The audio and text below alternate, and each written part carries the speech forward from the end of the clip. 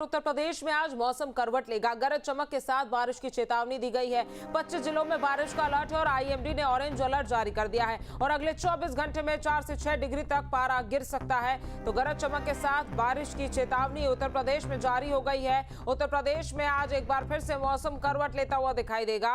गरज चमक के साथ बारिश की चेतावनी जारी कर दी गई है और 25 जिलों में बारिश का अलर्ट जारी किया गया है। आईएमडी ने ऑरेंज अलर्ट कई जिलों में जारी किया है और अगले 24 घंटों में 4 से 6 डिग्री तक तापमान गिर सकता है। तो ठंड एक बार फिर से बढ़ सकती है। बारिश के बाद तापमान में गिरावट दर्ज की जा सकती है। आईएमडी ने उत्तर प्रदेश के 25 जिलों में बारिश का अलर्ट जारी कर दिया है गरज चमक के साथ, यानी कि तेज बारिश यहां पर हो सकती है और बारिश के बाद ठिठुरन बढ़ सकती है क्योंकि तापमान में गिरावट दर्ज होगी। पहाड़ी इलाकों में हो रही बारिश बर्फबारी के कारण मैदानी इलाकों में ठिठुरन एक बार फिर से बढ़ सकती है और बर्फबारी जिस तरह से पहाड़ी राज्यों में हो रही है उसके बाद जो उत्तर प्रदेश उत्तरी भारत है वहां पर ठंड एक बार फिर से बढ़ती हुई दिखाई दे सकती है। शुभम पांडे हमारे संवाददाता ज्यादा जानकारी के साथ जुड़ गए हैं। शुभम, 25 जिलों में बारिश को लेकर अलर्ट आईएमडी की तरफ से जारी किया गया है। लखनऊ की क्या स्थिति है आज मौसम की और कौन से वो जिले हैं जहां पर मौसम का अलर्ट आईएमडी की तरफ से जारी किया गया है?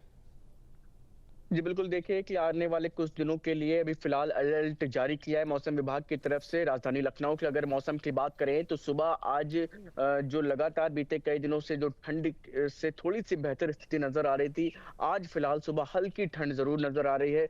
कोहरा हालांकि नहीं है, ये थोड़ी सी राहत की बात लोगों के लिए जरूर है, लेकिन इन तमाम चीजों के बीच में जो मौसम विभाग की तरफ से अलर्ट जारी किया गया, करीब 25 जिलों में बारिश के बाद तापमान में भारी गिरावट देखने को मिल सकती है। पश्चिम में बात करें अगर 25 जिलों में, तो पश्चिमी उत्तर प्रदेश के कुछ जिले हैं, साथ ही साथ अवध के कुछ जिले आते हैं और तराई के देवी पाटन के जिलों में ऐसी स्थिति बने रहने की बात कही गई है कि बारिश के बाद तापमान में गिरावट और उसके बाद सर्दी शीतलहर की स्थिति बन सकती है, जिससे एक बार फिर से तापमान में गिरावट होने की वजह से लोगों को ठंडक और ज्यादा झेलनी पड़ सकती है। गौरतलब है बीते कई दिनों से मौसम वैज्ञानिकों की तरफ से इस तरह की जो है भविष्यवाणी की जा रही थी मौसम को लेकर के और कुछ जगहों पर ऐसी स्थिति नजर भी आई थी। ऐसे में एक बार फिर से आईएमडी की तरफ से करीब 25 जिलों को लेकर के यह अलर्ट जारी किया गया है।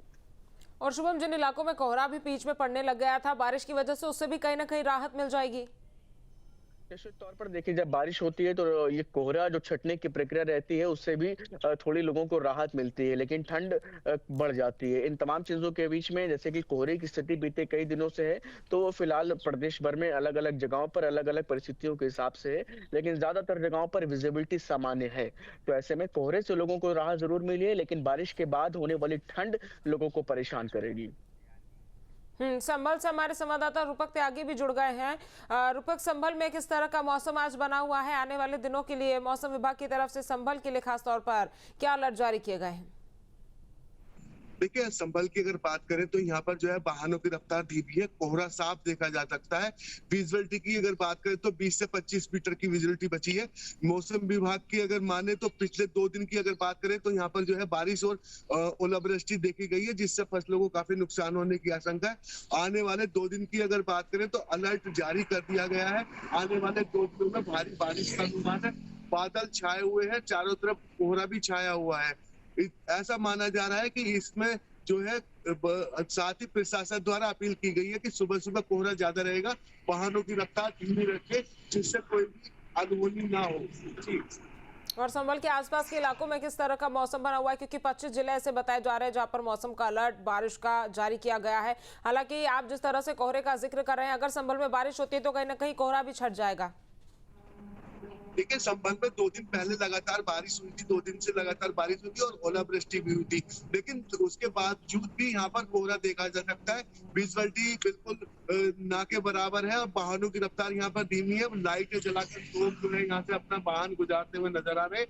लेकिन अभी जो है मौसम विभाग की तरफ से जो 2 दिन का अलर्ट जारी किया गया है उसमें ओलावृष्टि और बारिश के लिए कहा गया है और साथ ही ये भी कहा गया है कि बाहर निकलते समय सावधानी बरतें, वज्रपात भी हो सकता है। जी ठीक है। और शुभम, जिस तरह से बारिश होने की उम्मीद जताई जा रही है और यहाँ पर अलर्ट जारी कर दिया, अगर किसानों के लिए देखा जाए तो कौन से वो किसान हैं जिनके लिए ये बारिश लाभदायक होगी और कौन से वो किसान हैं जो इस बारिश से काफी नुकसान का सामना कर सकते हैं?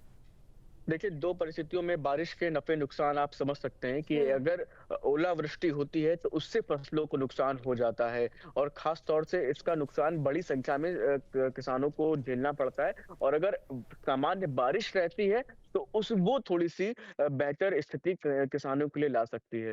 तो अगर ओलावृष्टि होती है तो बड़ा नुकसान झेलना पड़ सकता है किसानों को, अपनी फसलों का नुकसान झेलना पड़ सकता है। लेकिन अगर ओलावृष्टि लेकिन अगर सामान्य तौर पर अगर बारिश रहती है तो वो लोगों के लिए थोड़ा-सा फिलहाल राहत ला सकती है, क्योंकि लगातार पड़ रहे कोहरा और पाले की वजह से फसलों का बड़ा नुकसान किसानों का हुआ है। लेकिन अगर बारिश होती है, सामान्य बारिश रहती है, तो वो कहीं न कहीं बेहतर स्थिति फसलों के लिए ला सकती है। रूपक, अगर प्रशासनिक तैयारियों के संबंध में बात की जाए बढ़ते कोहरे और ठंड को लेकर, जिस तरह से आपने बताया भी कि पिछले दिनों बारिश भी हुई है, ओलावृष्टि भी हुई है, तो किस तरह की तैयारियां प्रशासन की तरफ से की गई है?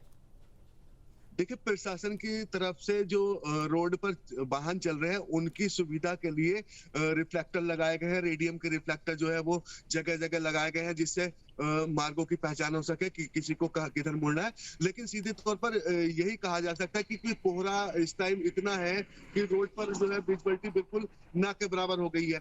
प्रशासन की तरफ से अगर अपील की बात करें तो प्रशासन द्वारा सिर्फ यही कहा गया है कि अपनी वाहनों की रफ्तार धीमी रखें और हो सकता है कि जल्द से जल्द इस कोहरे से निजात मिल सके।